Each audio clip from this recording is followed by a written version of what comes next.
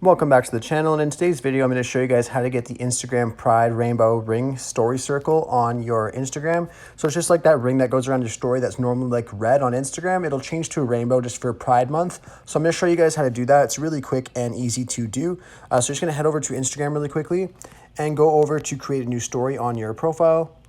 And then you're going to want to take a picture of a flat background or put a picture of whatever you would like to put. So I'll just take a picture of a flat background for the tutorial's purpose. And then all we're going to do is we're going to want to go to the top where the little square is that looks like an emoji. Click on that and click on the hashtag. And all we're going to do is type Pride.